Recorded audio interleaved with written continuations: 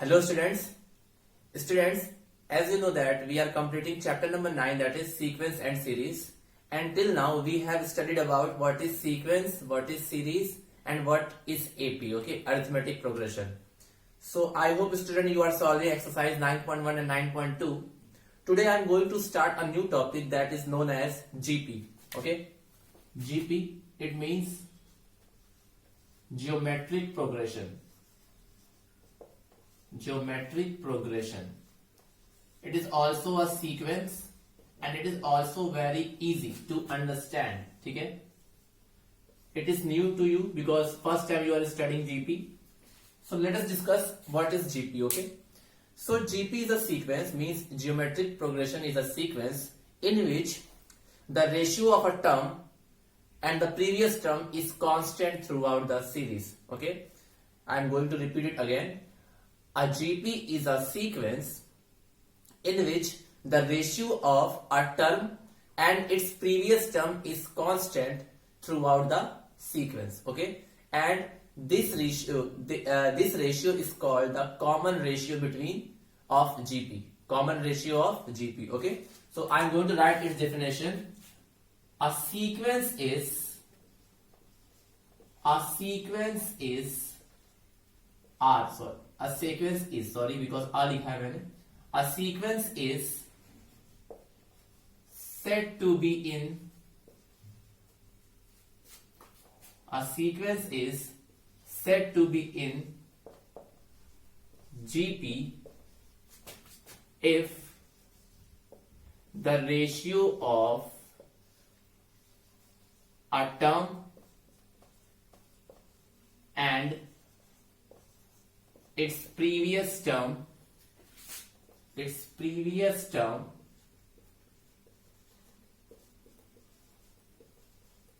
is constant throughout the sequence.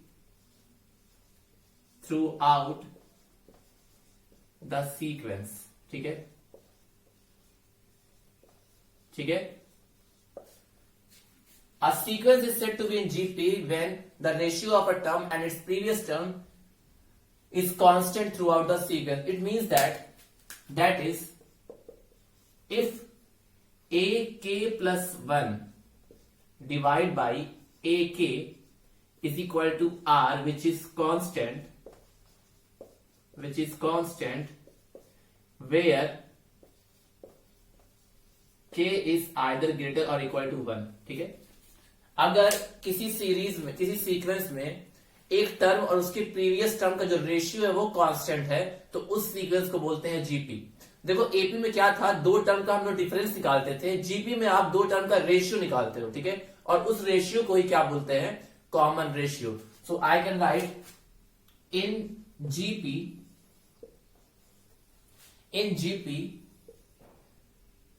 Ratio is known as common ratio because वो same होता है पूरे sequence में. Common ratio. ठीक है. So a sequence is said to be in GP when a term and its previous and the ratio of a term and its previous term is constant throughout the sequence. And like AK plus 1 divided by AK will be equal to R. Same चीज हम लोग AP में करते थे. AP में क्या करते थे, a term and its next term minus previous term, मतलब कि a term minus previous term. कोई टर्म लेते थे और उसके पहले का टर्म लेते थे और दोनों को माइनस करते थे तो कॉमन डिफरेंस मिलता था. जीपी में आपको वैसे ही दो टर्म का रेशियो निकालना. It means AK plus 1 divide by AK is equal to R. जैसे हम लोग एपी में फर्स्ट टर्म को A मानते थे वैसे ही जीपी में फर्स्ट टर्म को हम लोग A मानेंगे. So in GP first term is A. It means that A1 is equal to A, मतलब कि first term is A. ठीक है. अब देखो ये फॉर्मूला हम लोग यूज कर सकते हैं. ये फॉर्मूला जब यूज करोगे आप तो आपको अगर सेकेंड टर्म निकालना होगा student, second term. So for second term we can use this formula that is AK plus 1 upon A is equal to R. We can use it. अगर हम अगर हम लोग k की वैल्यू 1 पुट कर दे तो ये आ जाएगा a2 upon a1 is equal to r, ठीक है। a2 upon a1 is equal to r, तो यहां से a2 मिल जाएगा आपको a1 r, और a1 था कितना स्टूडेंट, a1 था हमारा a, so a2 will be equal to a into r, ठीक है। This is the second term of the GP. ऐसे ही आप थर्ड टर्म निकालोगे स्टूडेंट, जब थर्ड टर्म निकालोगे तो थर्ड टर्म को लिख सकते हैं हम लोग a3 upon a2 is equal to r लिख सकते हैं, क्योंकि एक टर्म और उसकी पहले वाले टर्म का जो रेशियो होगा वो हमेशा r के बराबर होगा, दैट इज कॉमन रेशियो। तो a3 अपॉन a2 भी r के बराबर ही होगा। तो यहां से अगर मैं लिख लूं तो a3 क्या आएगा, a3 will be equal to a2 into r। अब a2 की वैल्यू यहां पुट कर दोगे, जब a2 की वैल्यू पुट करोगे तो a2 था a into r, so a3 will B ar into r, so a3 will B ar square. तो ऐसे ही आप बहुत सारे टर्म निकाल सकते हैं स्टूडेंट। अब देखो, अगर मान लो आपको कोई जीपी लिखना है, मीन्स ज्योमेट्रिक प्रोग्रेशन लिखना है, तो any standard GP, any standard, जैसे एपी में लिखते थे, any standard GP with first term a and common ratio r can be written as कोई भी सीक्वेंस लिखते हैं तो कैसे लिखते हैं, a1 a2 a3 and so on, so written as a1 a2 a3 and so on. So a1 हमारा क्या है स्टूडेंट, a, a2 हमारा क्या है, a इंटू आर, a3 क्या होगा, a into are square, a4 क्या होगा, a into r cube and so on. So इसी सीक्वेंस को क्या बोलेंगे हम लोग, जीपी, ठीक है। सो this is the general discussion about what is GP. GP वह सीक्वेंस होता है जिसमें एक टर्म और उसके पहले वाले टर्म का जो रेशियो होगा वो कांस्टेंट होगा, and that ratio is known as common ratio, where ak plus 1 upon ak is equal to r, ठीक है। अब जीपी में भी एपी की तरह ही फर्स्ट टर्म a मानते हैं और कॉमन रेशियो r मानते हैं। तो अगर मान लो मुझे सेकंड टर्म निकालना होगा तो मैं ये वाली फॉर्मूला यूज करूंगा, that is ak plus 1 upon ak is equal to r। अगर मैं सेकंड टर्म निकालूंगा तो k की जगह 1 पुट कर दे तो a2 अपॉन a1 आएगा इस साइड और इस साइड r आएगा, तो a2 की वैल्यू क्या मिलेगी, a1 इंटू r, और a1 हमारा क्या है first term, so a2 will B a into r। ऐसे ही आप a3 a4 a5 a6 a7 कोई भी टर्म निकाल सकते हो। तो हमारा कोई भी स्टैंडर्ड जीपी जिसका फर्स्ट टर्म a हो और कॉमन रेशियो r हो, वो कुछ कैसा होगा, ar स्क्वायर ar क्यूब। जैसे एपी में क्या था, a plus D, a plus 2d, a plus 3d, वहां पे d ऐड हो रहा था, यहां पे r मल्टीप्लाई हो रहा है, ठीक है। एपी में ऐड, जीपी में r मल्टीप्लाई, तो a, फिर दूसरे टर्म में r का मल्टीप्लाई कर दो तो a इंटू r, तीसरे टर्म में a r square, then a r cube. So this is the general definition about GP. So first you note it down.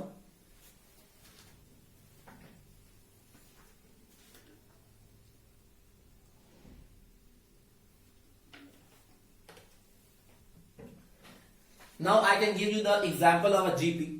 Okay? See the example of a GP. You have to write this statement and definition. Now I can give you some example जिससे आपको पता चल जाए कि ये series GP में है या नहीं, ठीक है। I hope this thing you have noted down.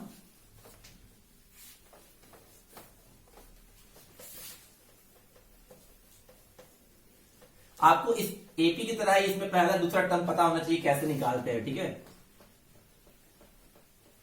अब जैसे मान लो कोई सीरीज दिया हो, कोई सीक्वेंस दिया हो, sorry, and you have to check whether it is in GP और नॉट, ठीक है। तो मैं पहले एग्जांपल देता हूं जीपी का।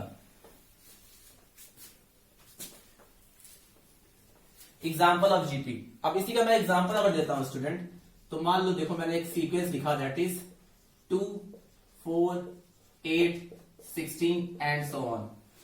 ये है जीपी का एग्जांपल। कैसे? क्योंकि अगर हम लोग कॉमन रेशियो फाइंड करेंगे तो कॉमन रेशियो हमेशा निकालते हैं a term divided by previous term, मतलब कि दो ऐसे टर्म का रेशियो निकालते हैं जैसे कि मान लो मुझे कॉमन रेशियो निकालना है, तो मैं second term divide by first term करूंगा। जैसे कॉमन डिफरेंस निकालते थे second term minus previous term, वैसे ही कॉमन रेशियो। तो कॉमन रेशियो हमेशा निकालते हैं इस फॉर्मूले से, ए के प्लस 1 अपॉन ए के, और के की वैल्यू हमेशा 1 से स्टार्ट होगी, 1 के बराबर भी हो सकती है और 1 से बड़ी भी।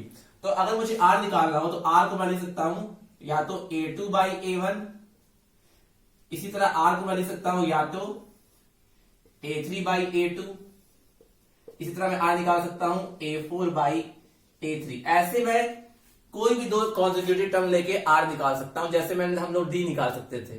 और अगर कोई सीक्वेंस जीपी में होगा तो कॉमन रेशियो सेम ही होगा। तो देखो अगर मैं आर निकालूं, अगर इन दोनों का रेशियो निकालूं तो 4/2 तब भी 2 आएगा। अगर मैं 8 और 4 का निकालूं तो 8/4 तब भी 2 आएगा। और अगर मैं इससे निकालूं तो 16/8 तब भी 2 आएगा। तो देख रहे हो हर दो टर्म का जो रेशियो आ रहा है वो सेम आ रहा है, इसीलिए ये जो सीरीज सीक्वेंस होगा वो क्या होगा, जीपी में होगा। ठीक है, अब देखो जीपी जो होता है, GP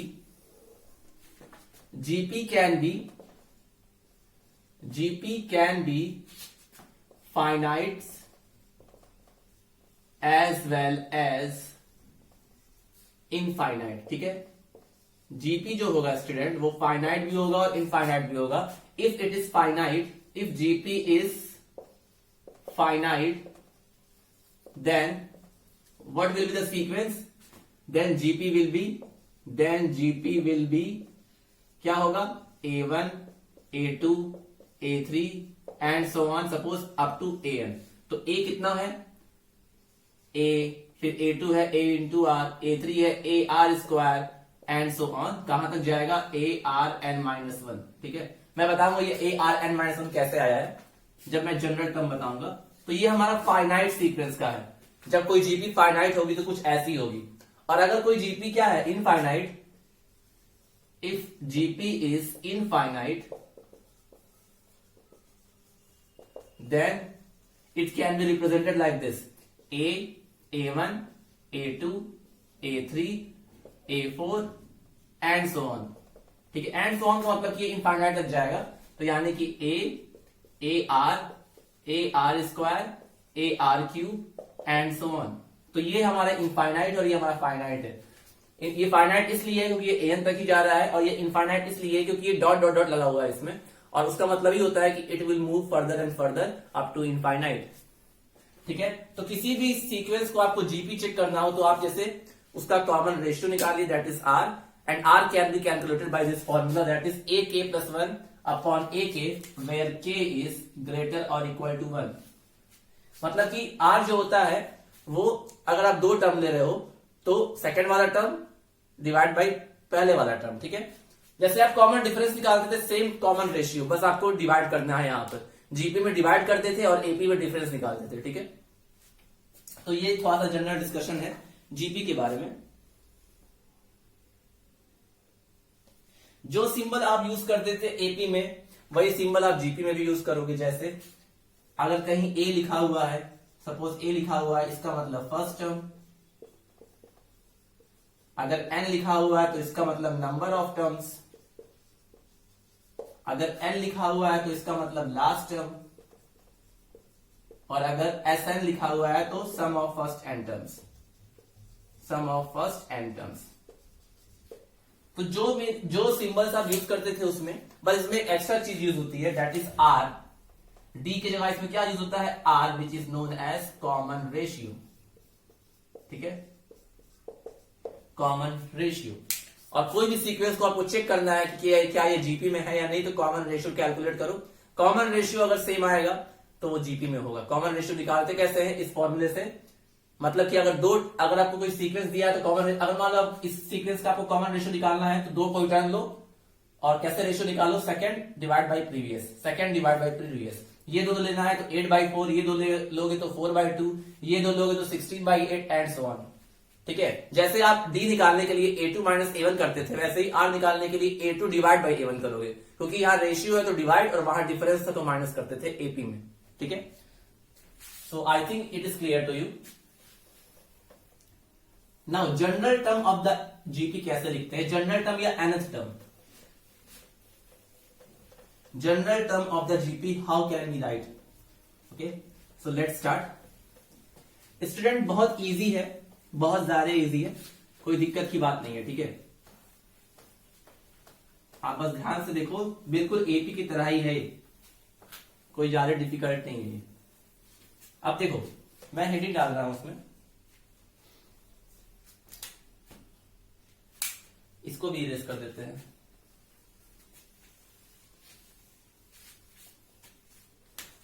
general term, general term of a GP, general term को हम लोग nth टर्म भी बोलते हैं या nth term, nth term of a GP, ठीक है। मतलब कि जियोमेट्रिक प्रोग्रेशन का nth टर्म या जनरल टर्म कैसे लिखेंगे, ठीक है। जैसे आप एपी में लिखते थे a plus n minus 1d, वैसे ही हम लोग जीपी का भी जनरल टर्म फाइंड करते हैं। जैसे कि कोई भी अगर मैं जीपी लिखूं, let a GP is like this, A1, GP is a sequence, so we can write in this order, A1, A2, A3 and so on, ठीक है। Suppose I have to find AN, ठीक है, AN which is also known as a general term।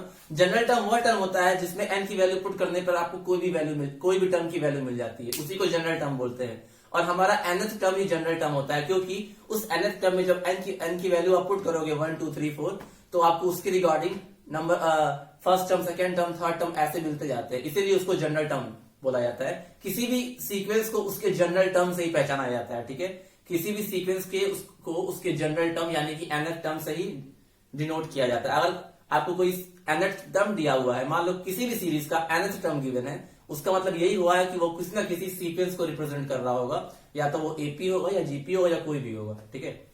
इसीलिए nth term को general term बोलते हैं, क्योंकि उस nth टर्म से ही हमको और सारे टर्म मिल जाते हैं n की वैल्यू पुट करने पर। तो हमको पता है ना जीपी में फर्स्ट टर्म क्या होता है a, सेकेंड टर्म क्या होता है a into R, third term क्या होता है a इंटू आर स्क्वायर, ऐसे ही फोर्थ टर्म लिखना होगा तो a इंटू आर क्यूब। अब यहां से एक पैटर्न देखो आप, जब पहला टर्म था तो कोई आर नहीं था, लेकिन जब दूसरा टर्म है तो एक आर मल्टीप्लाई हो गया। ऐसे ही जब तीसरा टर्म था तो दो आर मल्टीप्लाई हो गया आपस में। ऐसा ही जब चौथा टर्म था तो 3 आर आपस में मल्टीप्लाई हो गया। 3 आर का मतलब ये हुआ आर इंटू आर आपस में मल्टीप्लाई हो गया। तो ऐसे ही जब nth टर्म लिखना होगा तो जो भी टर्म हम लोग निकाल रहे हैं उसमें से एक कम आर मल्टीप्लाई हो रहा है। जब पहला टर्म था तो 0 आर मल्टीप्लाई हो रहा था, ठीक है। जब दूसरा टर्म था तो 1 आर मल्टीप्लाई हो रहा था। जब तीसरा टर्म था तो 2 आर आपस में मल्टीप्लाई हो रहे थे। चौथा टर्म था तो 3 आर मल्टीप्लाई हो रहे थे। ऐसे ही जब nth टर्म होगा तो कितने आर मल्टीप्लाई होंगे, a r n माइनस 1। और इसी a r n माइनस 1 को क्या बोलते हैं, general term of the GP. So general term of a GP is a r n minus 1, क्योंकि इसी टर्म में आप n इक्वल टू 1 पुट करते जाओगे, 1 2 3 4 पुट करते जाओगे तो आपको फर्स्ट, सेकेंड, थर्ड, फोर्थ कोई भी टर्म मिल जाएगा, ठीक है। इसी को बोलते हैं general term of a GP.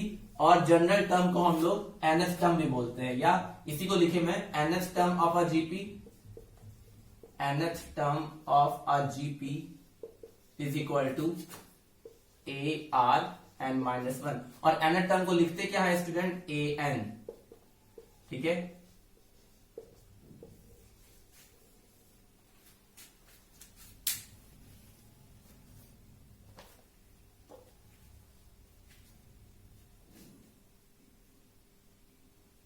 तो जीपी मैंने बताया आपको इसके बारे में। जीपी ये है हमारा nth टर्म या जनरल टर्म किसी जीपी का, ठीक है।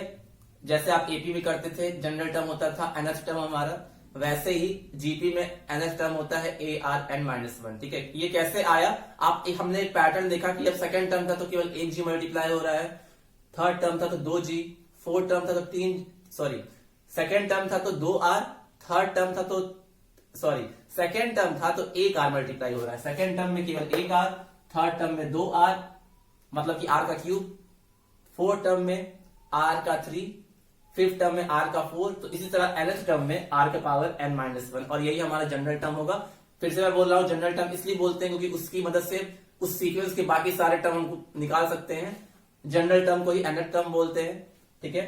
तो मैंने बोला था GP can be finite as well as infinite, GP, so हमने बोला है आपको कि जीपी फाइनाइट भी सीरीज हो सकता, फाइनाइट सीक्वेंस भी हो सकता है, इनफाइनाइट सीक्वेंस भी हो सकता है। सो फाइनाइट सीक्वेंस और फाइनाइट जीपी क्या होगा स्टूडेंट? फाइनाइट जीपी होगा हमारा A1, A2, A3, A4 and so on, कहां तक? An तक। ये फाइनाइट है क्योंकि लिमिटेड है, या इसको ऐसे मिल सकते हैं AR square, AR cube and so on, कहां तक? ARn-1 और एंड इनफाइनाइट जीपी क्या होगा? Infinite GP will be AR square, AR cube, ARn-1 and so on, मतलब कि nth टर्म के आगे भी जाएगा वो, ठीक है, nth टर्म के वो आगे भी जाएगा क्योंकि फाइनाइट है तो उसका nth टर्म ही लास्ट टर्म होगा, और अगर इनफाइनाइट है तो nth टर्म के आगे भी जाता रहेगा क्योंकि नंबर ऑफ टर्म्स इनफाइनाइट होगा, ठीक है। तो कोई पूछे आपसे कि जीपी क्या होती है, तो जीपी ऐसे एक सीक्वेंस होता है जिसमें एक टर्म और उसके पहले वाले टर्म का जो रेशियो होगा वो कांस्टेंट होगा। जीपी का nth टर्म AR×n-1 होता है। GP finite as well as infinite दोनों हो सकती है। फाइनाइट को लिखना होगा तो कुछ ऐसा लिखोगे, इनफाइनाइट को लिखना होगा तो कुछ ऐसा लिखोगे। ये सीक्वेंस है, जीपी एक तरह का सीक्वेंस है, याद रखना, ठीक है। और मान लो आपको जीपी का एक सीरीज लिखना है, suppose you have to write series of GP. तो मैंने आपको बताया था ना, जब हम लोग सीरीज लिखते हैं स्टूडेंट, तो जितने भी टर्म्स होते हैं उस सीक्वेंस में सबको ऐड करते जाते हैं, ठीक है, ठीक है।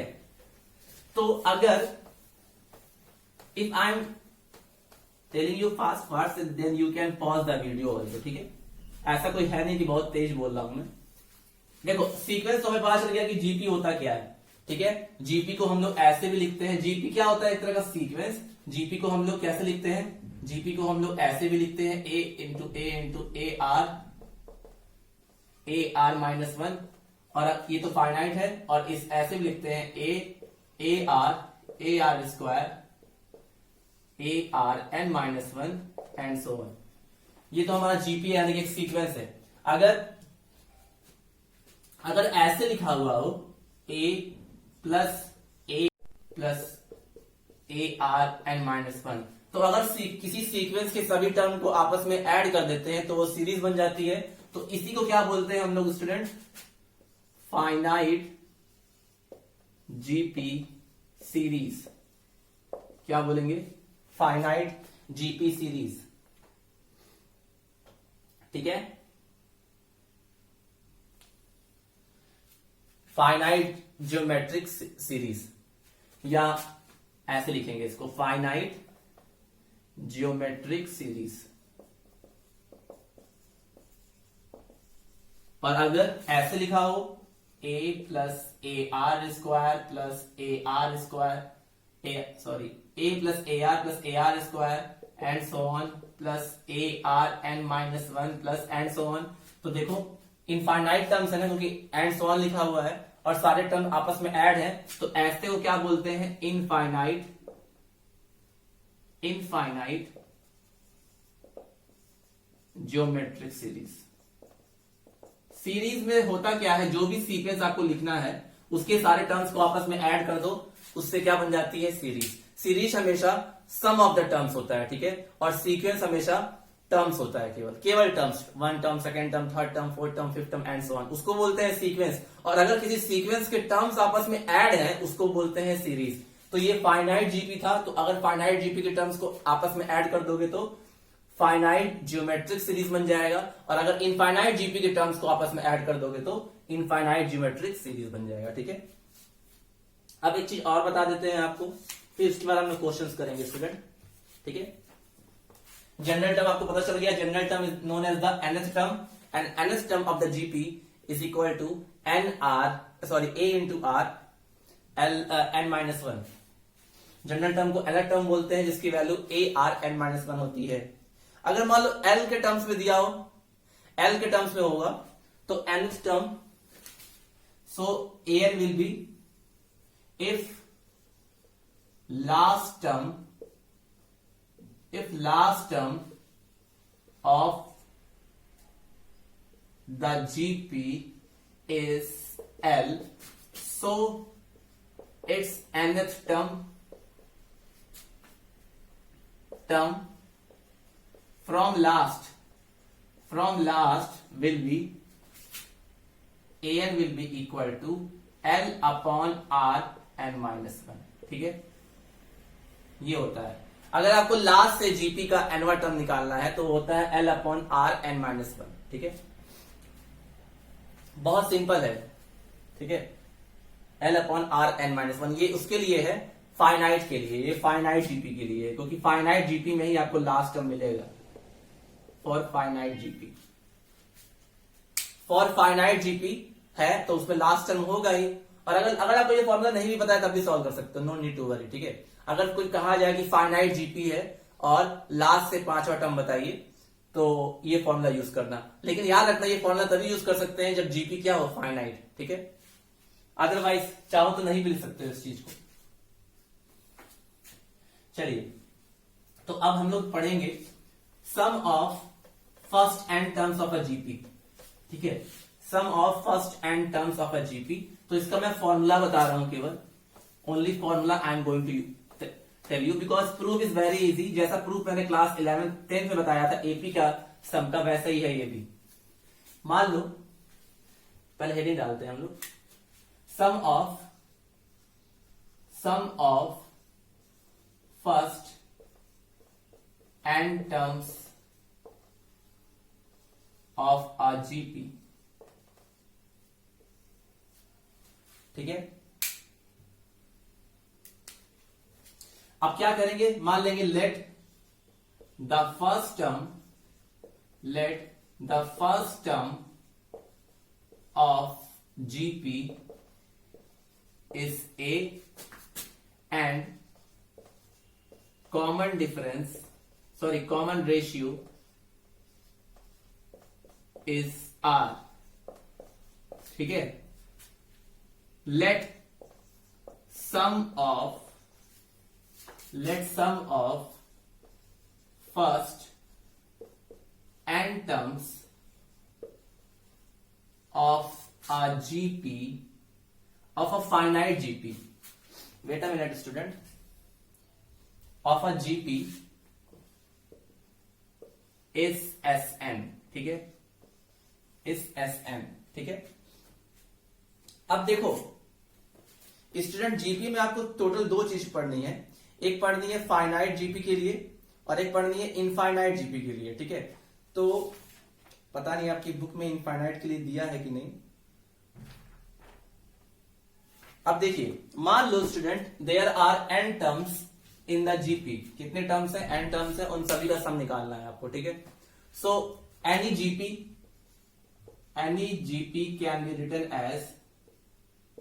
कैन बी written as कैसे लिखते हैं,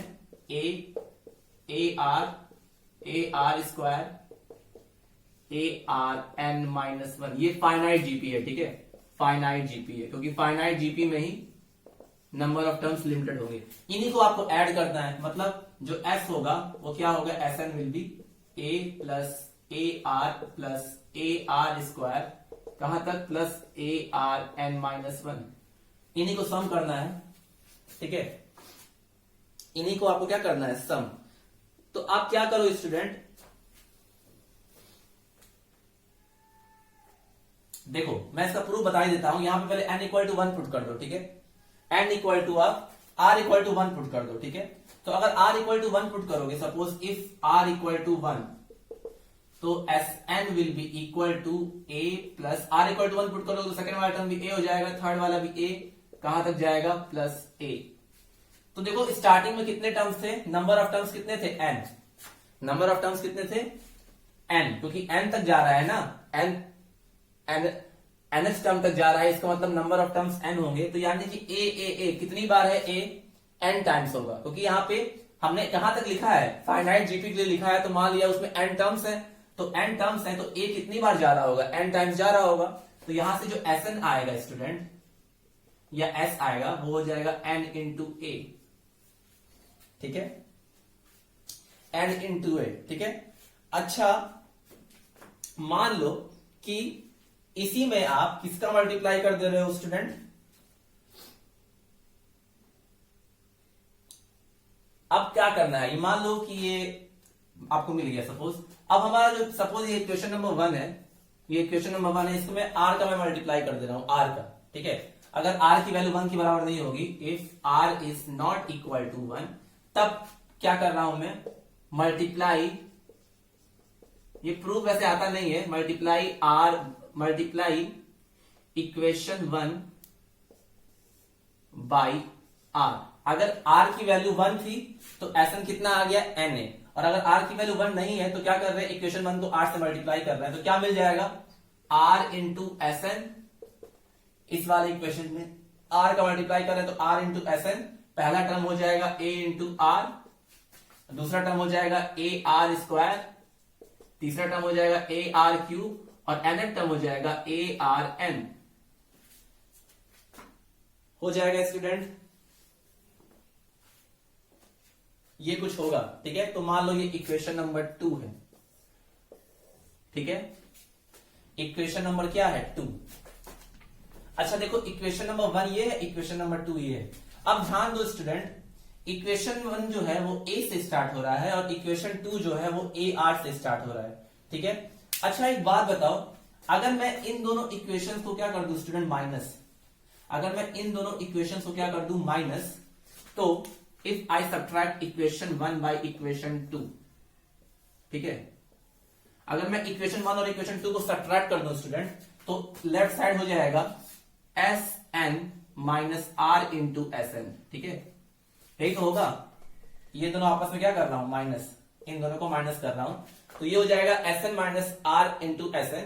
और देखो जब इन दोनों को माइनस करूंगा तो ar, देखो ar यहां भी है, ar यहां भी है, और इसमें कहां तक जा रहा है, arn, और इसमें जा रहा है arn माइनस 1, तो यानी कि इसके पहले कौन सा टर्म होगा, सेकंड इक्वेशन में इसके पहले कौन सा टर्म होगा, arn माइनस 1 ही होगा।